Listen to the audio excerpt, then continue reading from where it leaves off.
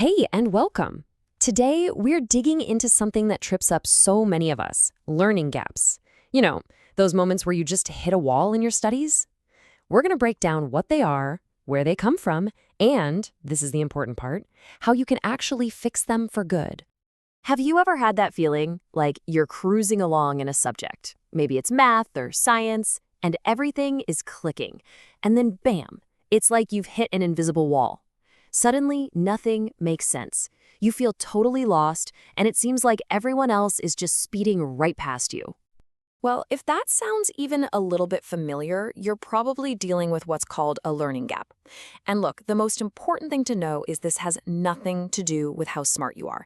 It's super common, it happens to pretty much everyone, and the best part, it's totally 100% fixable. All right, so let's really get into it. What is a learning gap anyway? I want you to picture your knowledge like a big brick wall. Every new thing you learn is another brick, right? Laid right on top of the one before it. A learning gap is just a missing brick, a hole in your foundation.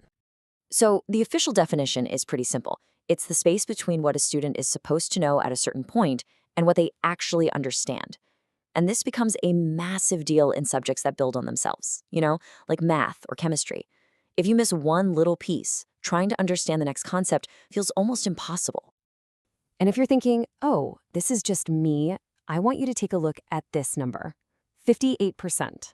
I mean, just let that sink in. That's a huge number. It's proof that if you've ever felt this way, you are definitely not alone. And here's where that number comes from and why it's so important. A big report from UNESCO found that this is a global problem. And listen to this part. It's often caused by things like ineffective pedagogical strategies and curriculum overload. So what does that mean? It means this isn't about you not trying hard enough. It points to a bigger systemic issue. So if these gaps are so widespread, where do they even come from? Figuring out why these cracks start to show up in our wall of knowledge, that's the absolute first step to actually being able to fix them. A lot of the time, the reasons are academic. When you're just cramming facts to pass a test instead of really getting it, that's rote learning. Or when the curriculum moves so fast you can't catch your breath. Throw in a one-size-fits-all teaching style, and it's no wonder some of those crucial bricks go missing. But hey, it's not just what happens in the classroom. A lot of this is psychological. It's about the difference between just passively listening versus actively trying to understand. And this is a big one, metacognition. It's a fancy word, but it just means knowing what you don't know. If you don't have that self-awareness, how can you even know where to start fixing the problem? And of course, our environment plays a huge role. Things you might not even think about, like missing a lot of school or not having a good, quiet spot to do your homework. Even something as simple as the constant buzz of your phone can break the focus you need for that deep, connected learning. Okay, so we've covered the causes, but how do you actually spot a learning gap? What does it look like? What's really interesting is that the signs are totally different depending on your perspective, whether you're the student feeling it from the inside or the teacher seeing it from the outside. Yeah, this really shows the two sides of the same coin. For you, the student, that gap feels like anxiety before a test or realizing you're just memorizing things without understanding them. But for a teacher, they see it differently. They see the same basic mistakes over and over. Or a student who can follow an example perfectly but can't apply the idea to a new problem. It's like knowing the recipe but not understanding the chemistry of why it works. All right, now for the part we've all been waiting for. This is the most important section. We've defined the problem, we've looked at the causes, we know the warning signs, so now let's talk solutions. It's time to build that bridge from being confused to actually understanding. And we can break our strategy down into 3 main pillars. It makes it all feel way more manageable. First, we're going to reinforce the academic foundation. Second, we'll build up our cognitive skills, our mental toolkit. And third, we'll tweak our environment to help us succeed. So for that first pillar, academics, the number 1 rule is to be active, not passive. Forget just rereading your textbook. Try something like the Feynman technique. Can you explain a really complex idea so simply that a little kid could get it? If the answer is no, you probably don't know it as well as you think.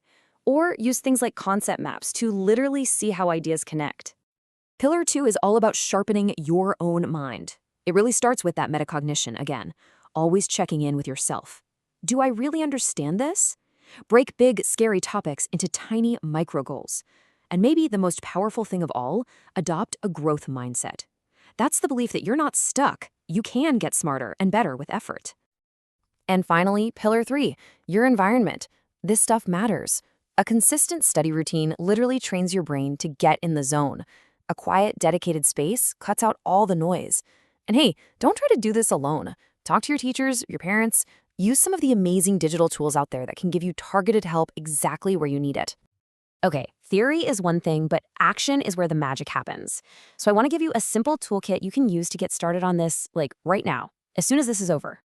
Let's kick things off with a super simple diagnostic. It's called the concept gap audit. Here's all you do. List out your main subjects. Then, for each topic within those subjects, honestly rate your understanding from 1 to 5. Anything you rated a 1 or a 2, boom, that's your starting point. That's where you put your energy first. No more randomly studying everything. And here's another quick tool, a little self-assessment. Just read these 4 statements and rate yourself honestly. Add up your score. It gives you a quick snapshot of where your study habits are right now. And hey, if you score low, don't freak out. Just see it as a clear sign that making a few smart changes is going to have a massive, massive impact for you. You know, at the end of the day, tackling these learning gaps is all about taking back control. It's about shifting from being a passive student who just receives information to being an active architect of your own knowledge. It's incredibly empowering. So, I'll leave you with just one question. What's the first gap you're going to start closing today?